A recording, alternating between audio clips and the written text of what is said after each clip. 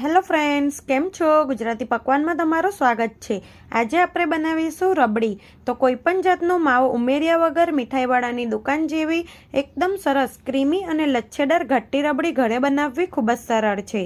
તો ચાલો જોઈ લઈએ એકદમ સરસ ક્રીમી અને લચ્છેદાર રબડીની રેસીપી। રેસીપી સારી લાગે તો આવી જ બીજી નવી રેસીપી જોવા માટે મારી ચેનલને સબસ્ક્રાઈબ કરજો। તો મીઠાઈવાળાની દુકાન જેવી ક્રીમી અને ઘટ્ટી રબડી બનાવવા માટે મેં અહીં 1.5 લીટર જેટલું ફૂલ ક્રીમવાળું દૂધ લીધું છે। એટલે રબડી બનાવવા માટે મલાઈ કાઢ્યા વગરનું તાજું દૂધ હોય તેવું લેવાનું। હવે આપણે આ દૂધને ગરમ કરવા માટે મૂકી દઈશું। અહીંયા ગેસની ફ્લેમ મીડિયમ રાખવાની છે। આ દૂધને આપણે ઉકાળીને ઘટ્ટું કરવાનું છે। 2 થી 3 મિનિટ પછી તમે જોઈ શકો છો દૂધની ઉપર સરસ મલાઈ બની ગઈ છે। આ મલાઈને આપણે દૂધમાં મિક્સ કરવાની નથી। આ રીતે દૂધની ઉપર મલાઈ બને એટલે તેને આપણે કઢાઈની સાઈડ પર કરતા જવાનું। આનાથી આપણી રબડી એકદમ સરસ ક્રીમી અને લચ્છેદાર બનશે।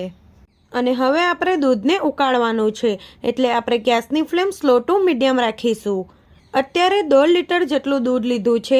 તેમાંથી 700 થી 800 ml જેટલું દૂધ કઢાઈમાં વધે ત્યાં સુધી આપણે દૂધને ઉકાળવાનું છે। હવે દૂધ ઉકળે છે ત્યાં સુધી મેં અહીં 3 થી 4 ચમચી જેટલો મિલ્ક પાવડર લીધો છે। તેમાં 2 થી 3 ટેબલસ્પૂન જેટલું ઠંડુ દૂધ ઉમેરીશું અને તેને સારી રીતે મિક્સ કરી લઈશું। રબડી કે બાસુંદી બનાવવામાં તમે થોડોક મિલ્ક પાવડર ઉમેરશો તો તમારી રબડી એકદમ સરસ ઘાટી અને ક્રીમી બનશે। તો અહીં એકદમ સરસ મિલ્ક પાવડર મિક્સ થઈ ગયો છે। તેને હમણાં સાઈડ પર મૂકીશું। દર વખતે દૂધ ઉપર આ રીતે મલાઈ બને તેને કઢાઈની સાઈડમાં કરતું જવાનું એટલે આપણી રબડી એકદમ સરસ લચ્છેદાર બને। વચ્ચે વચ્ચે દૂધને તમારે હલાવતું રહેવાનું એટલે દૂધ તળિયે બિલકુલ નહીં ચોંટે।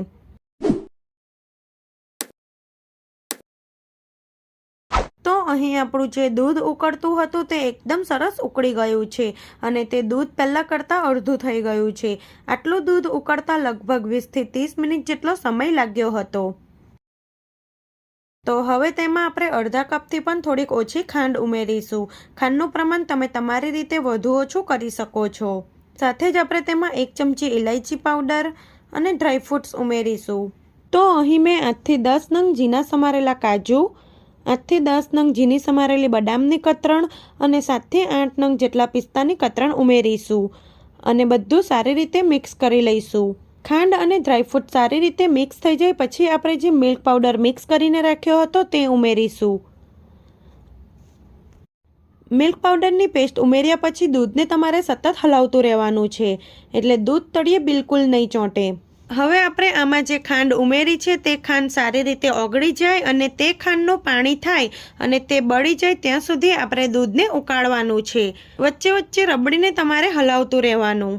લગભગ આ દૂધને આપણે મીડિયમ ફ્લેમ પર 10 થી 15 મિનિટ માટે ઉકળવા દઈશું।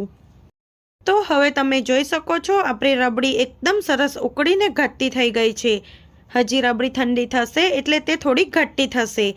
તો અહીં આપણે ગેસની ફ્લેમ બંધ કરી દઈશું અને રબડીને થોડીક ઠંડી થવા દઈશું। તો લગભગ 15 થી 20 મિનિટ પછી તમે જોઈ શકો છો રબડી ઠંડી થઈ ગઈ છે।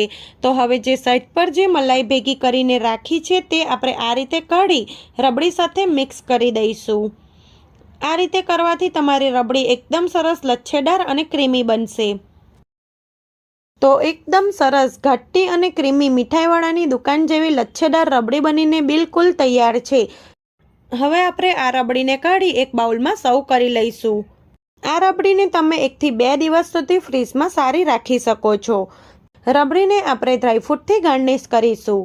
તો તમે પણ એક વખત આ રીતે રબડીની રેસીપી જરૂરથી ટ્રાય કરજો અને આજની રેસીપી તમને કેવી લાગી તે મને કોમેન્ટ કરી જણાવજો। રેસીપી સારી લાગે તો આવી જ બીજી નવી રેસીપી જોવા માટે મારી ચેનલને સબસ્ક્રાઈબ કરજો। Thanks for watching.